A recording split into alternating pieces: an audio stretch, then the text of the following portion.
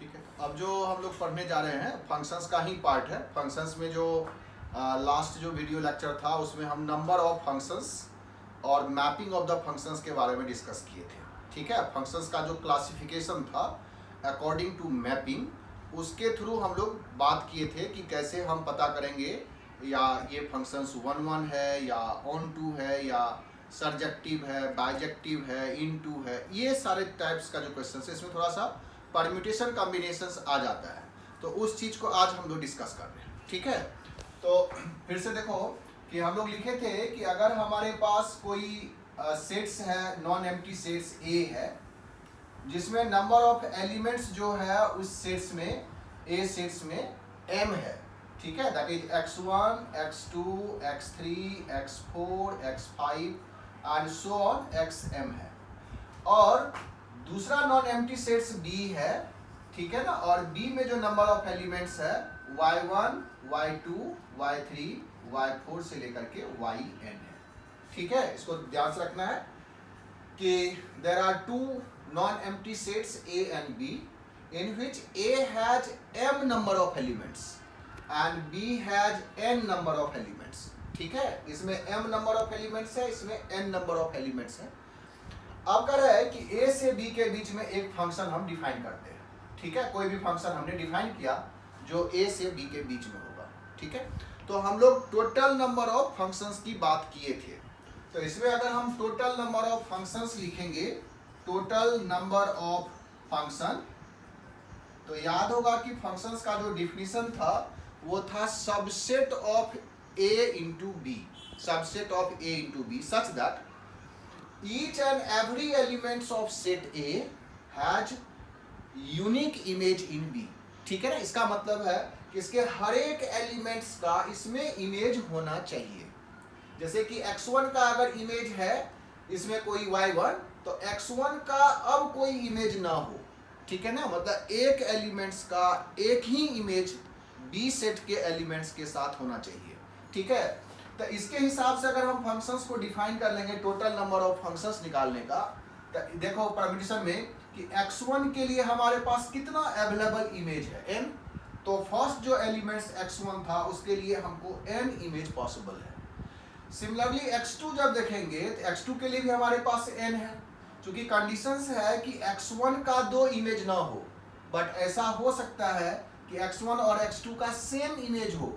ठीक है, दोनों में डिफरेंस है कि x1 का 2 इमेज ना हो, मतलब एक x हम पुट किए तो उसका आउटपुट 2 ना हो, लेकिन 2 आउटपुट का सेम दो इनपुट का सेम आउटपुट पॉसिबल है इन केस ऑफ फंक्शन।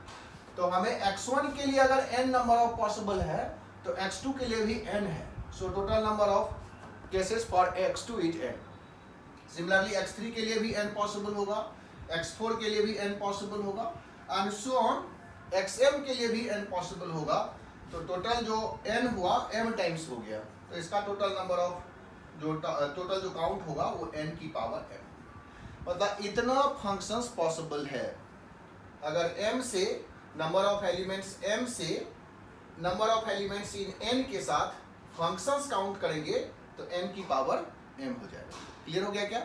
ठीक है, अब देखो ये तो हम लोग लास्ट क्लास में भी किए थे। अगर हमको इसमें नंबर ऑफ 1 1 या मेनी वन, ऑन टू या in two, constant function, increasing function, इस तरह से पूछ रहा हो, जैसे कि अगर पूछता है कि नंबर ऑफ कांस्टेंट फंक्शन कितना बनेगा, कांस्टेंट फंक्शन। ठीक है, कांस्टेंट का मतलब क्या हुआ कि हर x के क्रॉसपॉन्डिंग हमको y फिक्स हो, एक ही आ जाए। ठीक है, इसमें हम x का कुछ भी पुट करें, y का वैल्यू हमको सिर्फ एक ही नंबर आए। जैसे कि y बराबर तुम कुछ भी नंबर ले लो, c है। ठीक है, एक फंक्शन है जो c है, मतलब fx बराबर 3 है। तुम x का वैल्यू कुछ भी पुट करो उसका आउटपुट 3 ही होगा। तो हमारे लिए यहाँ x1 के लिए भी इसमें से कोई एक एलिमेंट्स इसका आउटपुट हो सकता है, तो वो कितना है n। ठीक है, कोई भी एक आउटपुट हो सकता है। सो n किसी के लिए x2 के लिए भी n, x3 के लिए भी n, x4 के लिए भी n। तो टोटल के लिए अगर हमारे पास जैसे कि x1 से लेकर के x1 पुट किए तो या तो y1 आउटपुट हो सकता है, या x1 से xm के लिए y2 आउटपुट हो सकता है, इस सब के लिए या तो y3 आउटपुट हो सकता है, इस सब के लिए या y4 आउटपुट हो सकता है, या सब के लिए yn आउटपुट हो सकता है। So total number of constant functions कितना बन जाएगा n, क्योंकि इसमें n आउटपुट पॉसिबल है। ठीक है, सो fx बराबर या तो y1, fx बराबर y2, fx बराबर y3, कुछ भी इसमें से हम आउटपुट बना सकते हैं। So total number of constant functions अगर पूछेंगे तो ये हो जाएगा n। ठीक है, सिमिलरली अगर नंबर ऑफ 1 फंक्शंस पूछ रहा है, number of 1 function, total number of 1 functions कितना बनेगा। तो अब देखो 1 के लिए क्या कंडीशंस था, तो इसमें हर एक के लिए डिफरेंट इमेज हो, हर एक के लिए डिफरेंट इमेज हो। जैसे कि अगर हम x1 के लिए इमेज ढूंढेंगे तो यहाँ पर मतलब n इमेज पॉसिबल है। ठीक है, x2 के लिए हमारे पास n इमेज नहीं होगा, अगर 1 है तो तब हमारे पास n-1 इमेज होगा। अगर हम परम्यूटेशन कॉम्बिनेशन के हिसाब से करेंगे तो x1 के लिए हमारे पास n इमेज है। ठीक है, x2 के लिए हमारे पास अब n-1 इमेज होगा, तो इंटू n-1। फिर x3 के लिए हमारे पास n-2 ही इमेज बचा, n-2 image, and so on. Last में xm के लिए हमारे पास कितना बचेगा, यह जाएगा n-m-1 इमेज। देखो फर्स्ट जो एलिमेंट्स था इसके लिए n में से कोई भी इमेज पॉसिबल है। सेकंड के लिए जिसका x1 जिसका इमेज हो गया, सपोज करो y1 इमेज हो गया, तो अब y1 और किसी का इमेज नहीं होगा इन केस ऑफ 1। ठीक है, 1 में कह रहा है कि हर एलिमेंट्स का, a के हर एलिमेंट्स का unique and different image b के साथ होना चाहिए। ठीक है, तो फर्स्ट एलिमेंट्स के साथ n, तो सेकंड के लिए n-1, थर्ड के लिए n-2 एंड लास्ट के लिए m-1। अब कह रहा है कि इस टर्म्स को तुम ऐसे भी लिख सकते हो, थोड़ा सा देखो, इसको डिक्टेट कर रहे हैं यहाँ पर कि ये n into n-1, n-2 up to क्या था n-m+1। ठीक है, ये लास्ट वाला है।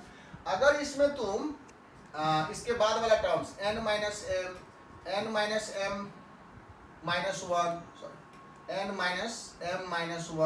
अप टू 1 तक प्रोडक्ट कर दो, जितना एक्स्ट्रा प्रोडक्ट किए हैं ना उतना ही नीचे में भी प्रोडक्ट कर देते हैं, n-m-1 अप टू 1, यहाँ तक था ही। ये एक्स्ट्रा प्रोडक्ट हम ऊपर में लिख दिए।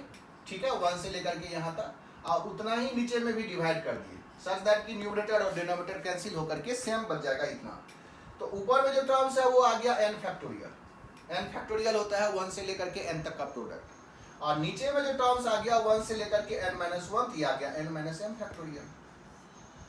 ठीक है, n-m फैक्टोरियल, n फैक्टोरियल व n-m फैक्टोरियल को npm भी बोलते हैं। ठीक है, ये परम्यूटेशंस में पढ़ोगे या किया होगा। npm का मतलब होता है n फैक्टोरियल व n-m फैक्टोरियल। तो ऑब्वियस है n का वैल्यू ग्रेटर देन और इक्वल टू m होगा तभी पॉसिबल है। ठीक है, तो ये चीज पॉसिबल तभी है जब n इज ग्रेटर देन और इक्वल टू m हो। ठीक है, n is greater than equal to m होगा तभी ये चीज पॉसिबल होगा। तो नंबर ऑफ 1 फंक्शंस के लिए ये जो n है वो इससे m से हमेशा बड़ा या बराबर होना चाहिए। Number of elements in b must be greater than और equal to number of elements in a, तभी ये 1 फंक्शन बन सकता है। ठीक है, तो ये टोटल नंबर ऑफ 1 फंक्शंस का फार्मूला बन गया npm। इसको तुम ncm इंटू m फैक्टोरियल भी बोल सकते हो। ncm मतलब क्या किए, इस n के लिए m एलिमेंट्स को चूज कर लिए। ये सेम चीज है कि ncm, इस n के लिए n में से m के लिए हमने चूज कर लिया और फिर उसको क्या किया, उसको अरेंज कर दिया। ठीक है, हर एक आउटपुट्स के लिए इसमें अरेंज कर दिया। तो ncm into m factorial is same as npm। ठीक है, तो ये टोटल नंबर ऑफ 1 मिल गया। नेक्स्ट हम लोग देखते हैं, अगर तुमको total number of increasing functions पूछ रहा हो, टोटल नंबर ऑफ इंक्रीजिंग या डिक्रीजिंग, कुछ भी डिक्रीजिंग फंक्शन।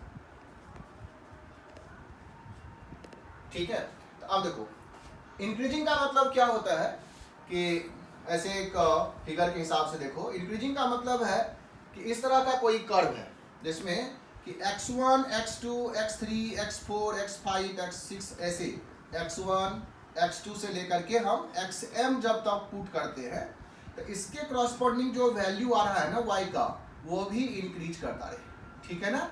जैसे जैसे हम इनपुट बढ़ा रहे हैं वैसे वैसे आउटपुट भी हमारा क्या हो, बढ़ता चला जाए। इसको बोलते हैं इंक्रीजिंग फंक्शन, ठीक है। x1, x2, x3, x4 increasing order में है, तो y1, y2, y3, y4 जो है वो भी इंक्रीजिंग ऑर्डर में हो, यही चीज कर रहा है। तो इसके लिए हम लोग क्या करेंगे, ये इंक्रीजिंग डिक्रीजिंग इसका उल्टा हो जाएगा। डिक्रीजिंग का मतलब है ऐसा, मतलब जब x का वैल्यू बढ़ेगा तो वैसे वैसे y का वैल्यू क्या होगा, घटेगा, ठीक है ना। तो अगर इस तरह का क्वेश्चन पूछ रहा हो कि टोटल नंबर ऑफ इंक्रीजिंग या डिक्रीजिंग फंक्शन कितना होता है, तो यहाँ से देखो कि ये जो आउटपुट है इसका तो एक ऑर्डर फिक्स होगा ना, मतलब नंबर्स तो सब डिफरेंट डिफरेंट है, सब एक दूसरे से ऑर्डर, नंबर्स जो है वो रियल नंबर है, ऑर्डर प्रॉपर्टी होगा ही होगा, मतलब सब एक दूसरे को अरेंज करेंगे तो एक नंबर दूसरे नंबर से बड़ा छोटा इक्वल नंबर कोई नहीं होगा, सब अलग अलग नंबर्स होगा। तो क्या करेंगे, इस n में से कोई भी m चूज कर लेंगे, कोई भी m चूज कर लेंगे, NCM।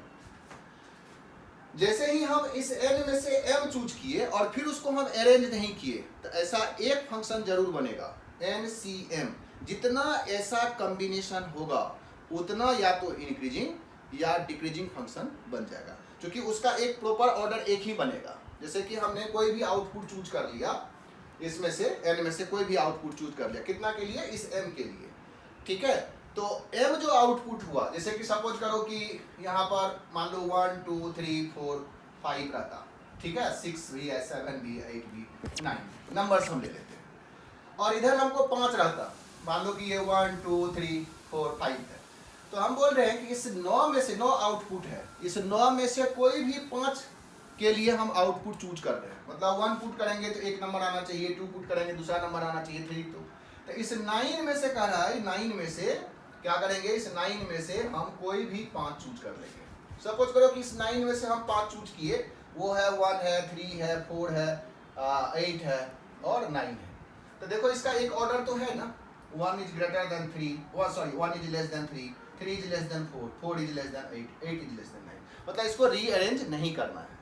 सो जितना भी इसका कॉम्बिनेशन होगा, n में से m का कॉम्बिनेशन जितना भी बनेगा उतना नंबर ऑफ इंक्रीजिंग या डिक्रीजिंग फंक्शन पॉसिबल है, ठीक है। तो ऐसा अगर क्वेश्चन पूछ रहा है कि टोटल नंबर ऑफ इंक्रीजिंग या डिक्रीजिंग फंक्शन कितना बनेगा, तो जितना आउटपुट है उसमें से इनपुट के लिए चूज कर लो डाटा, ठीक है।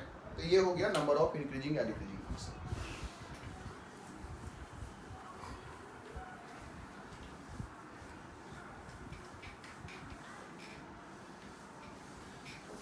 उसके बाद इसमें पूछता है नंबर ऑफ इनटू या number of onto mapping कितना होगा, ठीक है। 1 1 हो गया। अच्छा, अगर नंबर ऑफ ऑन टू या इनटू पूछ रहा है तब हम कैसे निकालते हैं, तो देखो ऑन टू निकालते हैं। तो टोटल नंबर ऑफ फंक्शंस हमको पता है, टोटल नंबर ऑफ फंक्शंस इसमें कितना है, n की पावर m, अभी हम लोग कैलकुलेट किए थे, ठीक है ना। सबके लिए यहाँ पर हर एलिमेंट्स के लिए n इमेज। अब हमें अगर ऑन टू देखना है तो ऑन टू के लिए होता है कि इसमें जितना भी एलिमेंट्स है वो सब का प्री इमेज हो, यही कर रहा है, जितना भी इसमें एलिमेंट्स है वो सब का प्री इमेज हो, या ये कह सकते हो कि रेंज और कोडोमेन बराबर है, इसमें कोई भी एलिमेंट्स खाली नहीं है, कोई भी एलिमेंट्स खाली नहीं है। मतलब हम कह सकते हैं कि x1 का जो इमेज है उसमें से कोई भी एक है, x2 का भी इमेज कोई है, x3 का भी इमेज कोई है, बट इसमें कोई ऐसा एलिमेंट्स नहीं है जिसका कोई प्री इमेज ना हो, ठीक है। इसको बोलते हैं ऑन टू मैपिंग। हम अब इसको कैलकुलेट करना चाहते हैं, ठीक है। तो इसमें ये इंक्लूजन एक्सक्लूजन प्रिंसिपल आता है, उसको हम यूटिलाइज कर रहे हैं। तो क्या कर रहे हैं कि ये जो टोटल फंक्शंस था n की पावर m, इसमें से हम क्या माइनस कर रहे हैं, तो इसमें से माइनस कर रहे हैं कि मान लो कि y1 जो है, मतलब सिंगल एलिमेंट्स, y1 कहने का मतलब है एक एलिमेंट्स, y1 या y2 या y3 या y4 या y5, इसमें से कोई भी एक इसका इमेज नहीं है, मतलब इसमें से एक एलिमेंट्स को हम हटा देते हैं, वो किसी का इमेज नहीं है, उसको हम इसमें से क्या करना चाहते हैं, माइनस करना चाहते हैं। तो जैसे ही हम इस n में से एक को चूज करेंगे तो NC1 तरीका होगा, इतना कॉम्बिनेशन है। रेस्ट जो बचा वो n-1 बचा। अब इसके हर के लिए मतलब हर एलिमेंट्स के लिए जब y1 है ही नहीं तो हमारे पास जो इमेज का नंबर्स बचा वो तो n-1 ही बचा ना। तो टोटल नंबर ऑफ इमेज कितना बनेगा n-1 की पावर n। कह रहा है कि इसको जब तुम माइनस करोगे तो इसमें से बहुत सारा चीज जो है ना वो 2 बार माइनस हो गया। मतलब इसको हम अगर माइनस कर रहे हैं इसमें से तो बहुत सारा चीज 2 बार माइनस हो गया। ये तुमको थोड़ा सा समझना पड़ेगा कि जैसे कि हम लोग इस तरह से लेते हैं। सपोज करो कि इसमें ज्यादा आसानी से समझ में आ जाएगा। ये वेन डायग्राम है। वेन डायग्राम में ये यूनिवर्सल सेट है। जैसे कि m की पावर m जो है वो यूनिवर्सल सेट है, ठीक है। और ये जो है हम 3 एलिमेंट्स लेके बता रहे हैं। ये जो है मान लो y1 है, ये y1 है। जब ये y1 है इसको हमने यहाँ से हटाया, फिर y2 को भी हटाया, फिर y3 को भी हटाया, नहीं इसमें सबको माइनस किया। तो जब हम इसको माइनस किया तो देखो कि ये वाला पार्ट तो माइनस हो गया ना, ये पार्ट भी माइनस हुआ, ये पार्ट भी माइनस हुआ, ये पार्ट भी माइनस हुआ। जब हम इसको माइनस किया तो फिर से ये पार्ट माइनस हुआ, ये पार्ट माइनस हुआ, ये पार्ट माइनस हुआ, ठीक है। ये तो माइनस हुआ ही था, उसके साथ साथ ये भी माइनस हुआ। जब b इसको y2 को माइनस किया तो ये तो माइनस हुआ ही, ये भी माइनस हुआ, ये और ये भी माइनस हुआ। जब हम y3 को माइनस किया ये भी माइनस हुआ, ये भी और ये भी। तो कह रहा है कि कुछ पार्ट को तो तुमने 2 बार या कुछ पार्ट को तुमने 3 बार माइनस कर दिया ना, तो उस पार्ट को यहाँ पर हम ऐड कर देंगे, ठीक है। जिसको हमने कितना बार माइनस किया, 2-2 वाला। जो 2-2 वाला है वो तीनों में माइनस हो गया है। तो हम क्या करेंगे nc2 n-2 की पावर इसको प्लस कर दिया, ठीक है। फिर जब प्लस करोगे तो वो पार्ट देखोगे कि 3 n-2 बार प्लस हुआ तो एक्स्ट्रा प्लस हुआ, फिर उसको माइनस करेंगे nc3 n-3 की पावर n। ये चलता रहेगा लास्ट तक ncn 0 की पावर जो भी आएगा टॉप -1 की पावर n ncn, ठीक है, 0 की पावर n। ये लास्ट तक हम लोग लिखेंगे। This is the total number of onto mapping. Total number of onto mapping, इसको थोड़ा सा समझना होगा। जो इंक्लूजन एक्सक्लूजन प्रिंसिपल जानता होगा उसको आसानी से समझ में आ जाएगा। इंक्लूजन एक्सक्लूजन प्रिंसिपल अगर नहीं आ रहा होगा समझ में, थोड़ा सा इसको कठिन होता है समझने में। हमको ये चीज देखना है कि total number of function n की पावर m था, और हम जानते हैं कि या तो फंक्शंस b साइड में जो होगा या तो ऑन टू होगा या इनटू होगा, ऑन टू या इनटू होगा। ये जो पार्ट है वो तुम्हारा इनटू मैपिंग था, और इनटू मैपिंग को इसमें से माइनस किए तो हमको ऑन टू मैपिंग आया होगा, ठीक है। इसमें से माइनस को कॉमन ले करके इसको अलग से लिखोगे तो यही हमारा ऑन इनटू है। तो इनटू मैपिंग को हम टोटल मैपिंग में से हटा दिए तो हमको ऑन टू मैपिंग बन गया, ठीक है। ये कैसे लिए हैं तो वो यही पार्ट है। ये मान लो कि इसमें 3 ही एलिमेंट्स होता है, y1 y2 y3।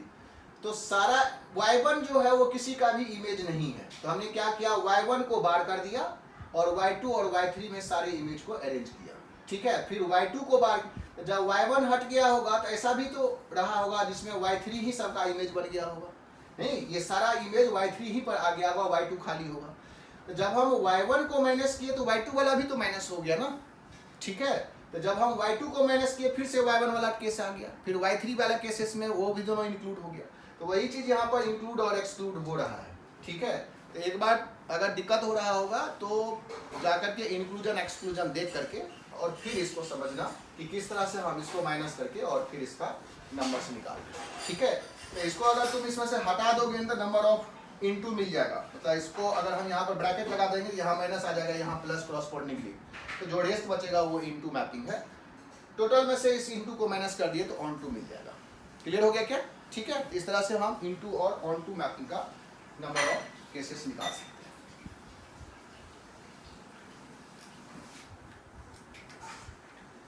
इसके अलावा भी इसमें केसेस आता है, जैसे कि आ जाएगा कि नंबर ऑफ बाइजेक्टिव कितना होगा।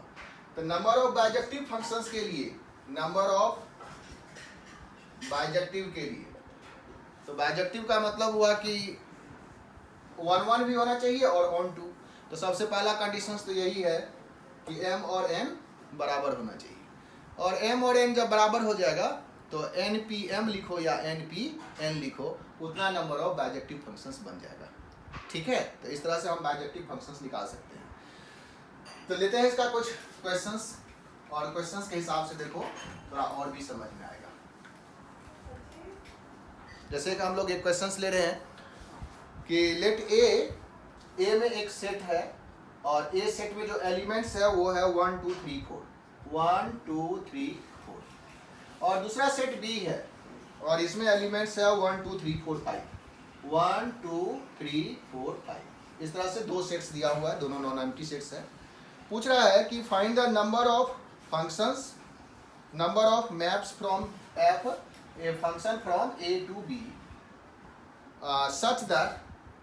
such that f of I is less than fj, f of I is less than f of j,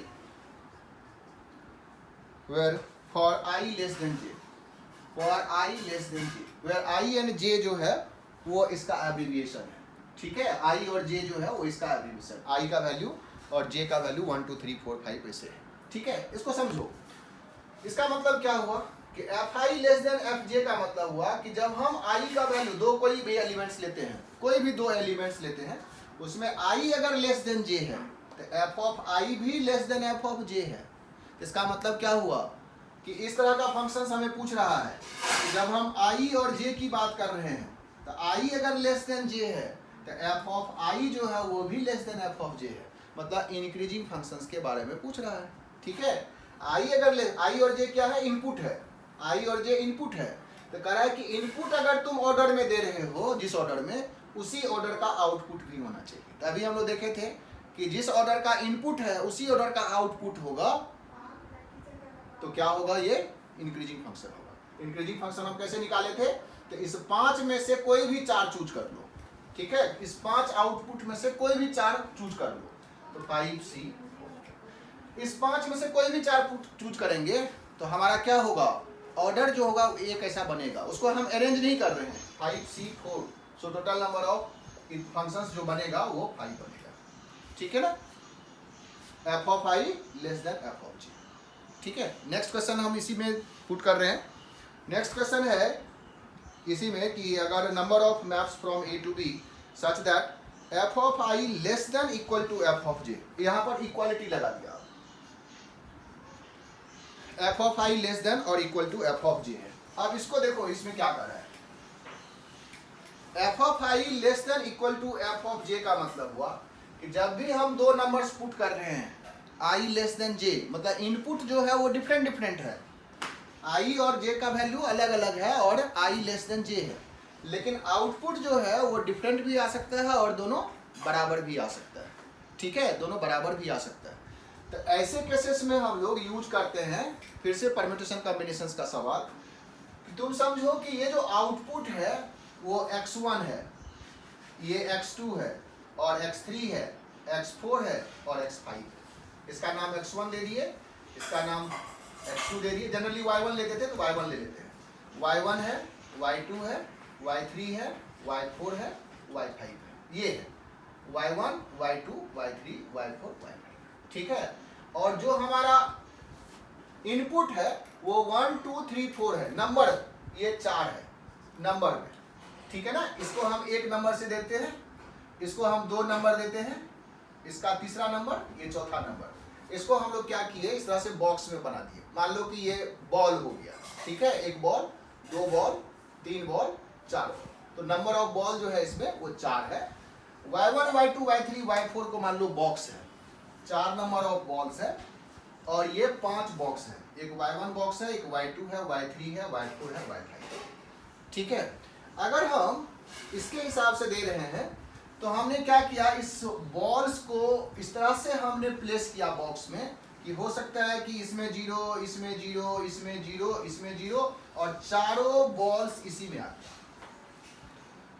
इसका मतलब हुआ कि 1 का भी वैल्यू 5 है, 2 का भी वैल्यू 5 है, 3 का भी वैल्यू 5 है और 4 का भी वैल्यू 5 है। क्या इस रूल्स को फॉलो कर रहा है? ठीक है ना, I लेस देन j है, हमने इनपुट अलग अलग डाला बट आउटपुट सबका बराबर आ रहा है, fi is equal to fj। दूसरा देखते हैं, मान लो कि इसमें 0, इसमें 0, इसमें 0, इसमें 1 आया, 1 बॉल, और इसमें 3 आया, इसका मतलब क्या हुआ कि एक का आउटपुट y4 है, एक जो भी बॉल इसमें गया उसका आउटपुट y4 है, और जो रेस्ट इसमें गया उस सब का आउटपुट y5 है। क्या इस रूल को फॉलो कर रहा है?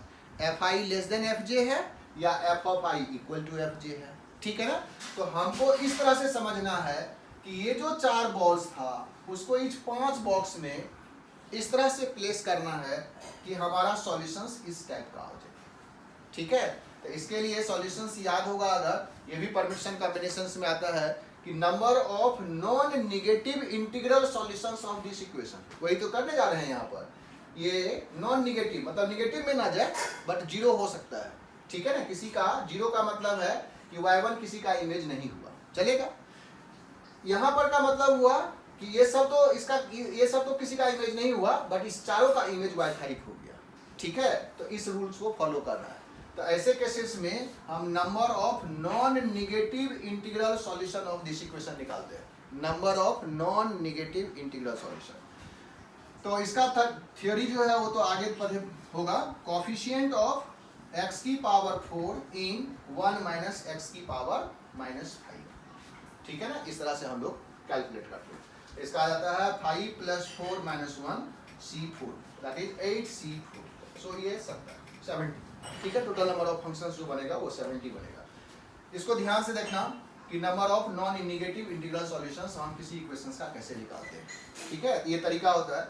अगर यहाँ पर r होता, इसमें n होता, तो कोफिशिएंट ऑफ x की पावर r इन 1 माइनस x की पावर -n, ठीक है ना। ये तरीका है। और उसका जो कोफिशिएंट निकालने का फॉर्मूला है n + r - 1 CR, ऐसे लिख लेते हैं। अगर ये y1, y2, y3, yn होता और ये r होता, और कोफिशिएंट ऑफ x की पावर r इन 1 माइनस x की पावर -n, ये आ जाता n + r - 1 CR, वही चीज है, n + r - 1 CR, ठीक है। n + r - 1 CR, this is the total number of non negative, total number of non negative integral solution, ठीक है। तो उसको लिखें। नेक्स्ट क्वेश्चन लेते हैं।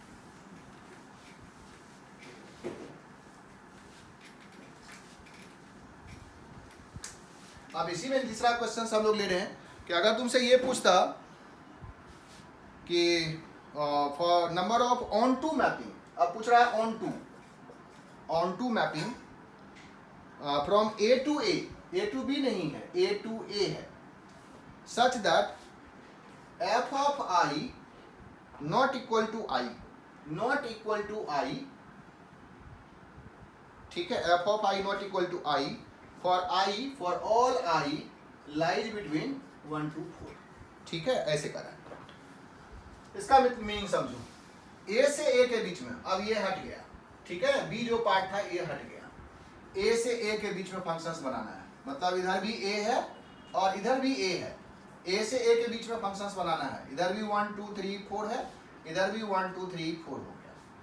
कह रहा है I का वैल्यू 1 से 4 तुम कुछ भी ले लो, उसका जो आउटपुट है वो I नहीं होना चाहिए, ठीक है। मतलब 1 का आउटपुट 1 नहीं होना चाहिए, 2 का आउटपुट 2 नहीं होना चाहिए, 3 का आउटपुट 3 नहीं होना चाहिए, 4 का आउटपुट 4 नहीं होना चाहिए। तो ये फिर से ये थोड़ा सा परमिशन कॉम्बिनेशंस में का ही टर्म्स है, ठीक है। ये आता है डीअरेंजमेंट ऑफ थिंग्स।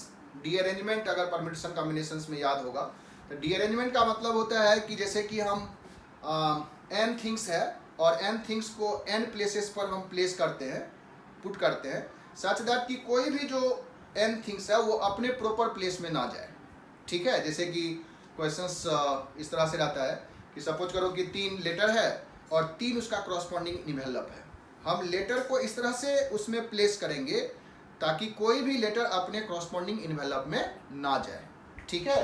जैसे कि मान लो कि ये है कि सपोज करो कि ये इन्वेलप है, ठीक है, ये इन्वेलप है तुमको 3, ठीक है, ये इन्वेलप 1, ये इन्वेलप 2, इन्वेलप 3, ठीक है। और हमारे पास लेटर है 1, ये 2 और ये 3। ऑब्वियस है 1 1 में जाएगा, 2 2 में जाएगा, 3 3 में जाएगा, तभी ये प्रॉपर प्लेसिंग हुआ, ठीक है। अगर तुमसे ये पूछे कि इसमें से कोई भी लेटर अपने प्रॉपर इन्वेलप में ना हो, मतलब 1 वाला 1 में ना हो, या तो 2 में है या 3 में है।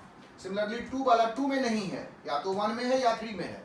3 वाला 3 में नहीं है, या तो 1 और 2 में है। ठीक है, इसको बोलते हैं डीअरेंज करना। 1 2 3 को इस 3 बॉक्स में हम ऐसे प्लेस करेंगे ताकि ये कोई भी अपने प्रॉपर प्लेस पर ना हो। यहाँ पर भी सेम सिचुएशन है कि 1 का आउटपुट 1 नहीं, 2 का आउटपुट 2 नहीं, 3 का आउटपुट 3 नहीं, 4 का आउटपुट 4 नहीं। तो इसमें नंबर ऑफ डीअरेंजमेंट लगा देना है डायरेक्टली। तो डीअरेंजमेंट का अगर याद होगा तो डीअरेंजमेंट का फॉर्मूला हो जाता है n थिंग्स के लिए ये आ जाता है n factorial 1 minus 1 by 1 factorial plus 1 by 2 factorial minus 1 by 3 factorial and so on minus 1 की power n 1 by n factorial. ये फार्मूला होता है नंबर ऑफ n थिंग्स का डीअरेंजमेंट करना। यहाँ पर 4 है तो n का वैल्यू 4 हो गया। सो d ऑफ 4 निकालोगे तो आ जाएगा 4 factorial 1 minus 1 by 1 factorial 1 by 2 factorial minus 1 by 3 factorial plus 1 by 4 factorial. ठीक है, इसी को कैलकुलेट करना है। तो 4 फैक्टोरियल हो गया 24, ये 1 माइनस 1 तो कैंसिल हो जाएगा, 1 by 2 minus 1 by 6 plus 1 by 24, ये आ जाएगा 12 माइनस 4 प्लस 1 9। ठीक है, टोटल नंबर ऑफ जो फंक्शंस बनेगा वो 9 हो जाएगा। ठीक है, डीअरेंजमेंट ऑफ 4 थिंग्स, चूंकि इसमें 4 ही एलिमेंट्स के बारे में पूछा था ए से ए के बीच में। ठीक है, ऐसा केसेस में पक्का है कि number of elements in A और number of elements in B जो होगा वो सेम ही होगा। ठीक है, तभी F of I not equal to I का केस आएगा। तो डीअरेंजमेंट हमें लगा देना। ठीक है ना। नेक्स्ट देखो, एक और केस लेते हैं।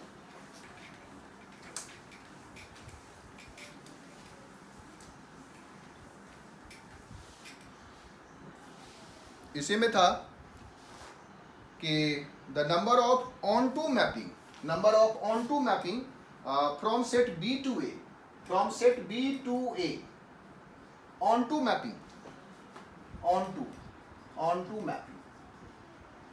B to A. बी में हमारे पास एलिमेंट्स था 1 2 3 4 5 और ए में हमारे पास एलिमेंट्स था 1 2 3 4।